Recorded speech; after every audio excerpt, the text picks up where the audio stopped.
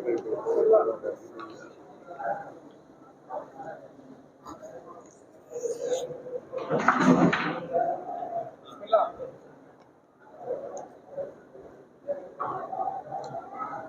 حول ولا قوة إلا بالله العلي العظيم. أعوذ بالله من الشيطان الرجيم. بسم الله الرحمن الرحيم. الحمد لله الذي هدانا لهذا وما كنا لنهتدي لولا أن هدانا الله. لقد جاءت رسل ربنا بالحق والصلاة والسلام والتحية والإكرام على سید اسلم ما فی الوجود سر اللہ فی کل موجود ونقطة دائرة الوجود صاحب لواء الحمد والمقام المحمود مولانا ومولا الثقلین جد الحسن والحسین ابا القاسم محمد وآل بیتہ الطیبین الطاہرین المعصومین المظلومین ولعنۃ اللہ علی اعدائہم اجمعین من یومنا ھذا الی قیام یوم الدین. اما بعد فقد قال اللہ سبحانہ وتعالی فی کتاب المبین وفرقان المجید وقولہ الحق. بسم اللہ الرحمن الرحیم. فمن حاجک من بعد ما جاءک من العلم فقل تعالوا أبناءنا وأبناءكم ونساءنا ونساءكم وأنفسنا وأنفسكم ثم نبتهل فنجعل لعنة الله على الكاذبين. صلوات محمد وآل محمد. ایک مرتبہ سورہ الحمد، 3 مرتبہ سورہ توحید کی تلاوت فرما کر ریاض حسین ابن عابد حسین، انوری بیگم بنت ناظم حسین، ایلیہ نقوی بنت ابن غضفر حسین، شکیلہ بیگم بنت عامر، میر فاطمہ بنت ایلیہ نقوی مرحوم کی روح کو بخش دے. بسم اللہ الرحمن الرحیم. الحمدللہ رب العالمین الرحمن الرحیم مالک یوم الدین ایاک نعبد و ایاک نستعین صراط المستقیم صراط الذین انعمت علیہم غیر المغضوب علیہم ولا الضالین. ولم یکن قل هو اللہ احد اللہ الصمد ولم یکن له اللہم صلی علی محمد اللہم صلی اللہ محمد.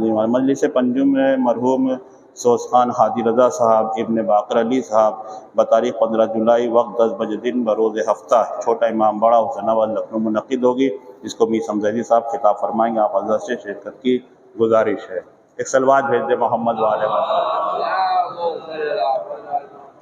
سورہ آل عمران کی آیت ہے جس میں پروردگار عالم اعلان فرما رہا ہے فمن حاجک من بعد ما جاءک من العلم فقل تعالوا ابناءنا وابناءکم ونساءنا ونساءکم وانفسنا وانفسکم ثم نبتہل فنجعل لعنۃ اللہ علی الکاذبین.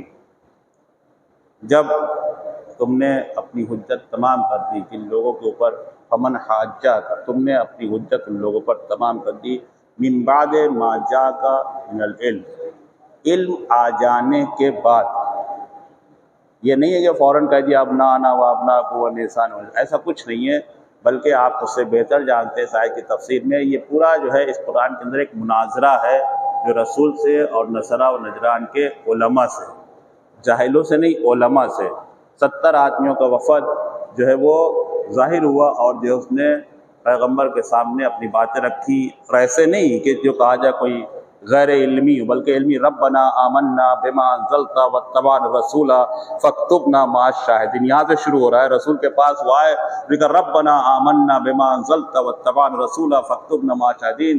میں قسم کھاتا ہوں میں اس رب کے اوپر ایمان رکھتا ہوں اور اس رسول کے اوپر ایمان رکھتا ہوں جو اس رب نے میرے رسول پر نازل کیا ہے، اور ہم سب گواہی دیتے ہیں کہ وہ وحدہ لا شریک ہے اور جو کچھ میرے رسول پر نازل ہوا ہے. جناب عیسیٰ کے بارے میں وہ کہہ رہے. ایک سلوات بھیج دے محمد وعلی محمد. ہم اس پر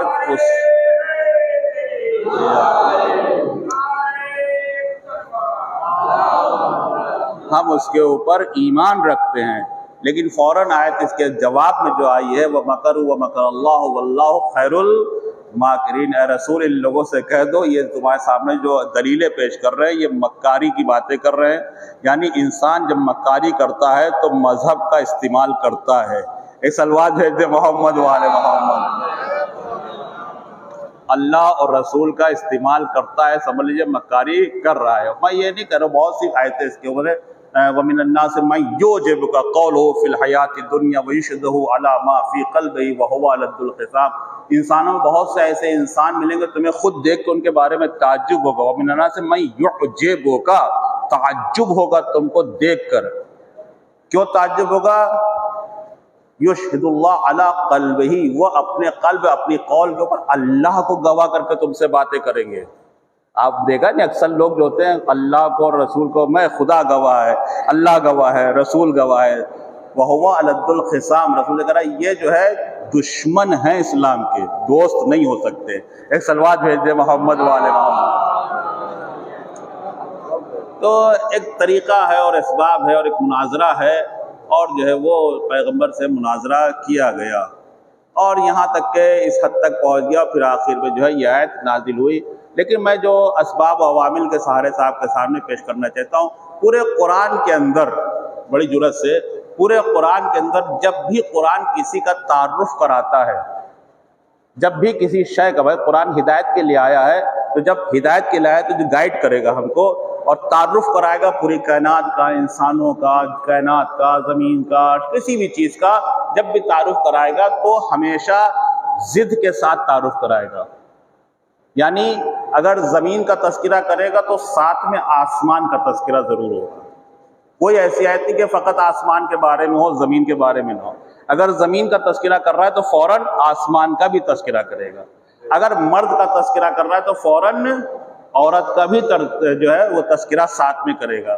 اگر دن کا تذکرہ کر رہا ہے تو فوراً رات کا تذکرہ ضرور کرے گا، اور اگر حیات کا تذکرہ کر رہا ہے تو موت کا تذکرہ ضرور ساتھ میں کرے گا۔ یہ ایک نزول، ایک سسٹم ہے قرآن کا کہ بغیر اس کے جو ہے تنہا کسی چیز کا تعارف نہیں کرے گا۔ میں مثال کے طور پہ آیتیں آپ کے سامنے پیش کر دے رہا ہوں۔ تولج اللیل فی النہار وتخرج الحی من المیت وتخرج المیت من الحی وترزق من تشاء بغیر حساب۔ وہ خدا ہے جو رات کو دن میں تبدیل کرتا ہے، دن کو رات میں تبدیل کرتا ہے، مردے کو زندہ کرتا ہے اور زندے کو مردہ کرتا ہے۔ یعنی حیات کا بھی تذکرہ کر رہا ہے، زندے کا بھی تذکرہ کر رہا ہے، اور رات کا بھی تذکرہ کر رہا ہے اور دن کا بھی تذکرہ کر رہا ہے۔ بدیع السماوات والارض واذا قضى امرا فانما يقول له كن فيكون۔ اگر آسمان کا تذکرہ کر رہا ہے تو زمین کا بھی ساتھ میں تذکرہ کر رہا ہے یا نہیں؟ اگر کہیں جو ہے عورت کا قوام الرساء والنساء علی نسائکم، اگر مرد کا تذکرہ کر رہا ہے تو ساتھ میں عورت کا بھی تذکرہ کر رہا ہے۔ صلوات بھیج دے محمد والے محمد۔ یعنی کہیں پر بھی مقابلے کی بحث آ رہی ہے تو ساتھ میں اس کے مقابل پہ وہ چیز لے کر آ رہا ہے۔ اگر رات کا تذکرہ، دن کا تذکرہ، دن کا تذکرہ، اگر حتیٰ کہ میاں اگر اچھا ہے، بیوی خراب ہے تو دونوں کا ساتھ میں تذکرہ ہے یا نہیں؟ اگر میاں خراب ہے اور بیوی اچھی ہے تب بھی ساتھ میں تذکرہ کرے گا۔ آپ دیکھیے اگر نمرود جو تھا اگر خراب تھا، اس کی بیوی اچھی تھی، آسیہ جو جناب موسیٰ پر روایت ہے، دونوں کا تذکرہ ساتھ میں کرا۔ شوہر اگر خراب ہے تو اس کو خراب کا تذکرہ خراب کے ساتھ کریں گے، اچھا ہے تو اچھے کا تذکرہ بھی تمہیں پہچنوائیں گے، ہے یا نہیں؟ اگر جناب لوط کے بارے میں بات کر رہا ہے تو نبی کا تذکرہ ساتھ میں، زوجہ کا بھی تذکرہ ساتھ میں، خراب کا بھی تذکرہ کہ زوجہ نے غداری کی ہے۔ اگر دونوں میاں بیوی خراب ہے تو تبت یدا ابی لہب وتب ما اغنی عنہ مالہ، تو دونوں عورت مرد دونوں خراب تو ان کا بھی تذکرہ ساتھ میں کرے۔ یہ قرآن کا سسٹم ہے کہ اگر اچھے کی تعریف کر رہا ہے تو اچھوں کی بھی تعریف کرے گا، برے کی تو برے کی، خراب ہے تو خراب کی، یعنی ہر ایک کو ساتھ میں لے کے چلے تاکہ تمہیں تمیز پیدا ہو جائے۔ اب اس کے بعد اگر تمیز پیدا نہ ہو، ایک صلوات بھیج دے محمد والے محمد۔ میں ادھر لانا چاہ رہا تھا، لیکن فقط یہ آیت ایسی ہے کہ جہاں مقابل پہ نہیں ہے کوئی۔ فمن حاجک من بعد ما جاءک من العلم، ان کو علم آ چکا، یعنی 3 دن تک مناظرہ ہو چکا کہ یہ نبی ہیں، یہ ہے، یہ ہے، عیسیٰ اللہ کے بیٹے نہیں، نبی تھے اور یہ تھے، اور مثل عیسیٰ عند اللہ کمثل آدم خلقہ من تراب ثم قال له کن فیکون۔ جناب عیسیٰ کی مثال ایسی جیسے جناب آدم کی مثال ہے۔ جناب آدم کے نہ تو ماں باپ تھے، نہ ماں تھی، نہ باپ تھے، عیسیٰ کے 2 باپ تھے۔ یہاں تک بات ہو چکی، لیکن بارہ وہ چپل پہن کے آنکھوں میں چلے گئے، کہا ہم نہیں مانتے۔ جب کوئی کسی چیز سے نہ مانے تو پھر کیا کرنا چاہیے؟ تو اللہ نے کہا فمن حاجک من بعد ما جاءک من العلم، تو اب ان سے مناظرہ کو، تو مناظرہ ہمیشہ جب بھی مقابلہ ہوتا تو برابر سے ہوتا ہے، غیر برابر سے ہوگا کبھی نہیں ہوگا۔ آیت کیا کریے؟ ابنانا و ابناکم، تم اپنے بیٹوں کو لا کر آؤ، ہم اپنے بیٹوں کو لائے۔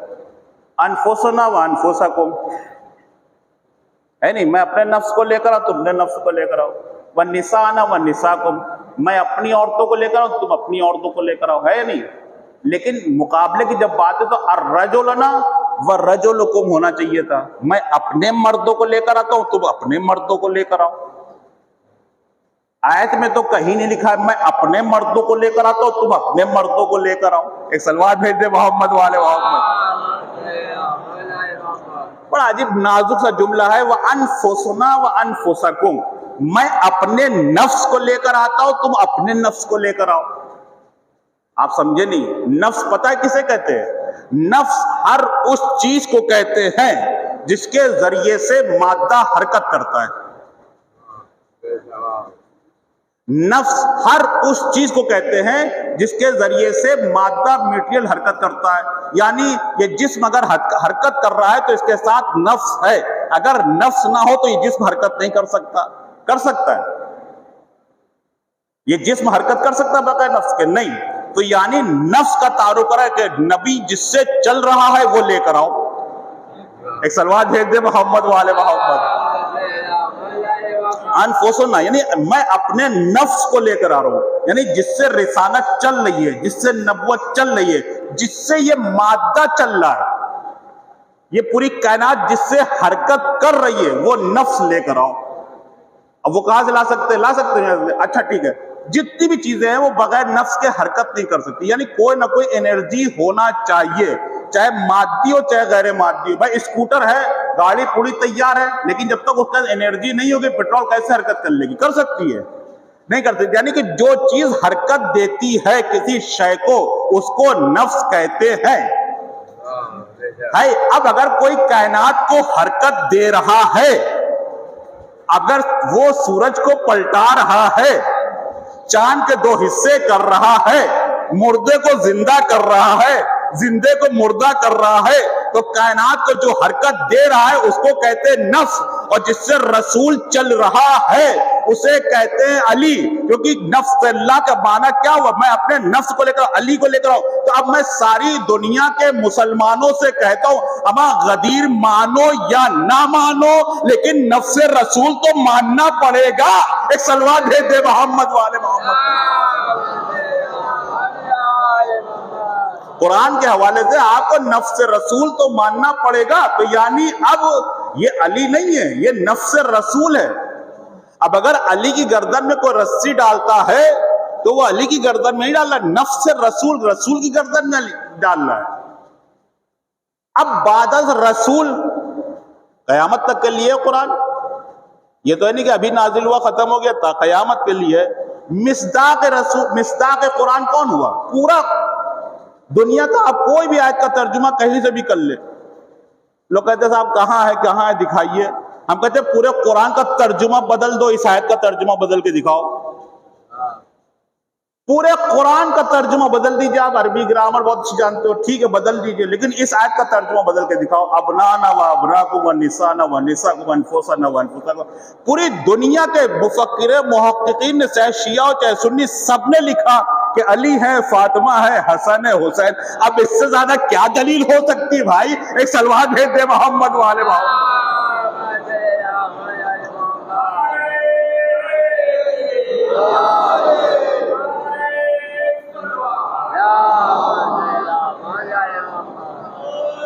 بھائی میں تو ساری دنیا کے مسلمان ہوں، بھائی جو قرآن کے اوپر ہی تو عمل کیجئے گا. اگر بعد از رسول اگر یہ مصداق قرآن نہیں ہے تو آپ جس کو لے آئیے مجھے قبول ہے. بات ختم ہو گئی، پڑھ چکا. یعنی مصداق بھائی جو بھی آیا ان 5 کے مقابلے پہ وہ باطل ہے یا نہیں ہے؟ وہ چھوڑ کے چلے گئے. وہ ایک بحث اللہ کہ اگر کل لیتے تو لعنت کے مستحق ہو جاتے. یعنی جو بھی مقابلے پہ آئے گا وہ کاذب ہوگا، وہ جھوٹا ہوگا، وہ مکار ہوگا، وہ کبھی سچا ہو ہی نہیں سکتا، چاہے پوری دنیا اس کو چن لے. آپ کتنے ہی بڑے محقق و مفکر ہو جائیں لیکن قرآن کو آپ فکر دے نہیں سکتے. قرآن کسی کی فکر لینے کے لیے نہیں، دینے کے لیے آیا ہے. اب یہ سوچئے بعد از رسول کس نے جو بھی ہو، جس نے بھی چنا، مجھے اس سے بحث نہیں. اگر یہ موجود ہیں تو پھر کوئی بھی قابل قبول ہو نہیں سکتا، کیونکہ مصداق قرآن ہے۔ اگر نہ ہوتے تو بھیا کسی کو بھی لیا مجھے قبول ہے، لیکن جب بعد رسول یہ مصداق غدیر کا پورا مبالغے کا ایک سسٹم موجود ہے کہ جو بھی ان کے مقابلے پہ آئے گا وہ جھوٹا ہوگا، اگر نہ ہوتے تو ٹھیک، لیکن جب ہے اور اگر کوئی آ گیا تو وہ جھوٹا ہی ہو سکتا، کبھی سچا نہیں ہو سکتا۔ ایک صلوات بھیج دے محمد والے محمد۔ قرآن کا مصداق موجود ہے بعد رسول۔ تو اگر مسلمانوں نے بال برابر ہی پڑھ چکا، اگر مسلمانوں نے بال برابر بھی قرآن پہ عمل کیا ہوتا تو کبھی فتنہ ہو ہی نہیں سکتا تھا۔ بعد رسول مسلمانوں نے سر کے بال کے برابر بھی قرآن پہ عمل نہیں کیا۔ بڑی جرات سے پڑھتا ہوں، پڑھنا ایک الگ چیز ہے، مصداق کو قبول کرنا ایک الگ چیز ہے۔ زندگی بھر قرآن پڑھتے رہیے، عمل کر کے دکھائیے۔ ساری دنیا کر رہی ہے، ساری دنیا قرآن پڑھ رہی ہے، ہم بھی پڑھ رہے ہیں، آپ بھی پڑھ رہے ہیں، ابو بکر بغدادی پڑھ رہا ہے، ملا عمر ہی پڑھ رہا ہے، اسامہ بن لادن، سبھی تو قرآن پڑھ پڑھ کے بن رہے ہیں۔ ایک صلوات بھیج دے محمد والے محمد۔ پڑھ سب رہے ہیں، لیکن چل کون رہا ہے؟ 1000 سجدے کیجئے شکر کے کہ آپ حسین کے ماننے والے ہیں۔ اگر واقعاً حسین کربلا میں نہ آتے تو پتہ ہی نہیں چلتا کون کیا ہے، حقیقت کو پہچان ہی نہیں سکتے تھے، زندگی بھر نہیں پہچان سکتے تھے۔ یہ حسین کا کمال ہے کہ کربلا کے میدان میں آ کر بتا دیا کہ چاہے تم قرآن پڑھو اور چاہے نماز شب کے پابند، مجھ سے مطلب نہیں۔ ان الحسین مصباح الہدی والسفینۃ النجات، حسین ہدایت کا چراغ ہے، نجات کی کشتی ہے۔ اب چاہے تم کچھ بھی کر لو، 70 حج کر لو، عمرے میں نے بدلا ہے۔ ایک صلوات بھیج دے محمد والے محمد۔ شریعت پہ تم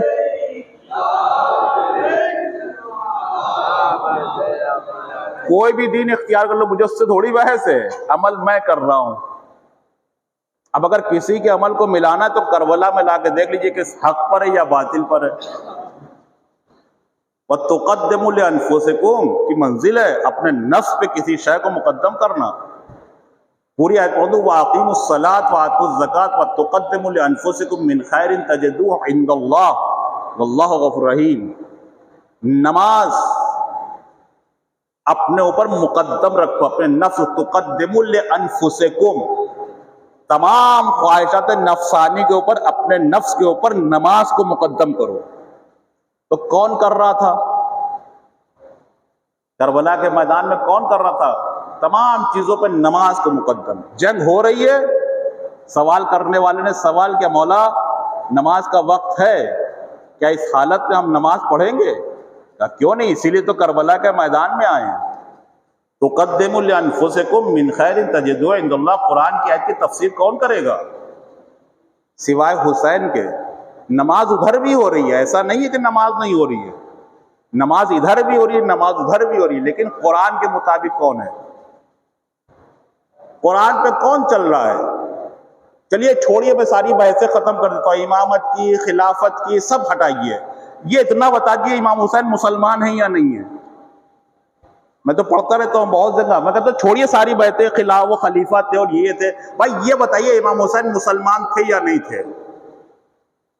دنیا کا کوئی بھی فرقہ، چاہے وہابی ہو، کٹر سے کٹر وہابی ہو، اگر وہ کہہ دے امام حسین مسلمان نہیں تو اس کے اسلام کا خدا حافظ، بھاگ سکتا نہیں۔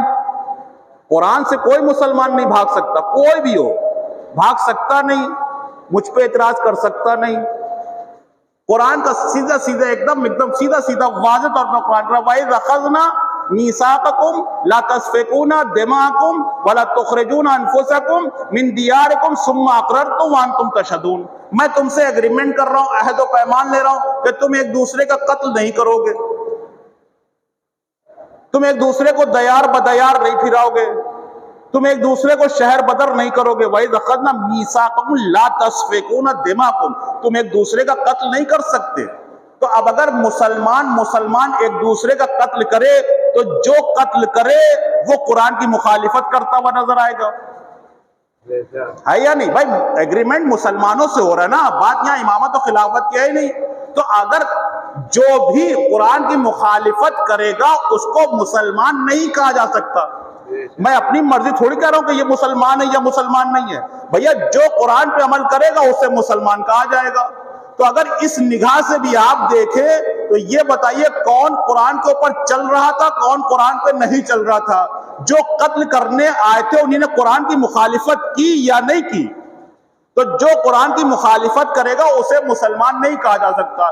اسی لیے امام حسین گھڑی گھڑی پوچھ رہے بھیا تم کیوں قتل کرنے پہ آمادہ ہو رہے ہو؟ کیا ایسی چیز ہے جو تمہیں قتل کرنے پہ آمادہ کر رہی؟ کیونکہ تم نماز بھی پڑھ رہے ہو، قرآن بھی پڑھ رہے ہو، ایسی کیا چیز ہے کہ جو تم میری بات کو سمجھ نہیں رہے ہو؟ آخر میں کیا ہوا کہ سب نے اپنا منہ کھول دیا کہ آپ کے بدلے مجھے انعام ملے گا، آپ کے بدلے مجھے عہدہ ملے گا، آپ کے بدلے مجھے حکومت ملے گی۔ اس کا مطلب یہ ہے کہ دنیا کی جب دنیا پرستی میں انسان چلا جاتا ہے تو آخرت کو بھول جاتا ہے۔ نماز روزہ اپنی جگہ کے اوپر ہے لیکن آخرت ذہن میں اس کے نہیں ہوتی۔ اس نماز کی آڑ میں وہ دنیا پرستی کر رہا ہے، اس قرآن کی تلاوت کی آڑ میں دنیا پرستی کر رہا ہے۔ کبھی یہ نہ سوچے انسان کہ میں نماز شب کا پابند ہو گیا تو سیدھے جنت میں چلا جاؤں گا، یہی لے جائے گی مجھے جہنم میں۔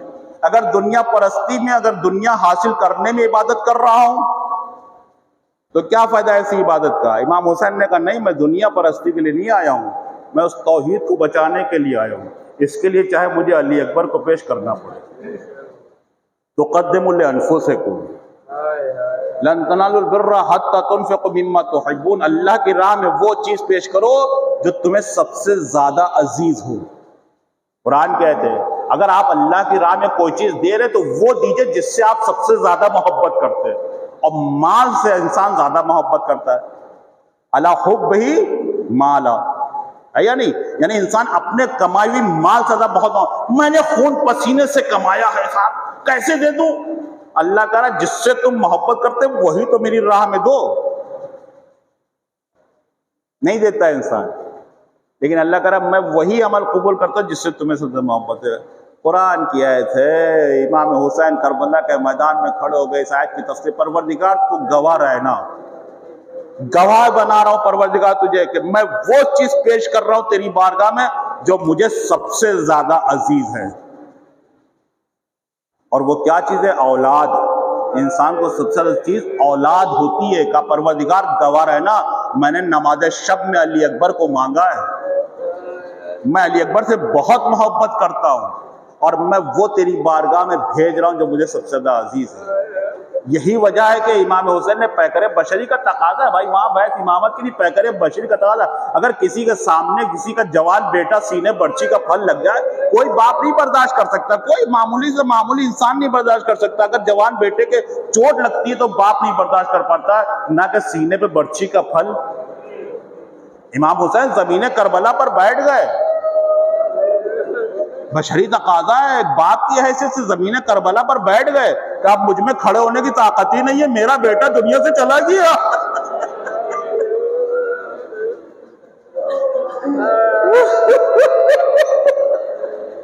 پڑھ چکا، کہا مجھ میں اب طاقت ہی نہیں کہ میں سیدھا کھڑا ہو جاؤں، مجھے تو دکھائی بھی نہیں دے رہا ہے، آنکھوں کی روشنی چلی جاتی ہے۔ ایک باپ کی حیثیت سے پوچھے، اگر باپ کے سامنے جوان بیٹے کی لاش ہو تو باپ کہے گا مجھے تو کچھ دکھائی بھی نہیں دے رہا ہے، نہ کچھ سنائی دے رہا ہے۔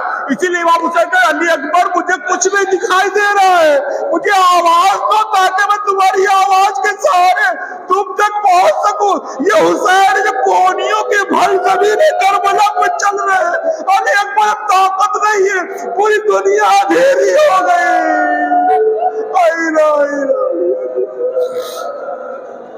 انا للہ وَإِنَّا إِلَيْهِ رَاجِعُونَ رضا بقضاء تسلیما لأمره اللهم صل بحق محمد وانت المحمود وبحق علی وانت العلا وبحق فاطمة وانت فاطر السماوات والارض وبحق الحسن وانت المحسن وبحق الحسین وانت قدیم الاحسان وبحق الائمة التسعة الطاہرین من ذریة الحسین علیہم السلام۔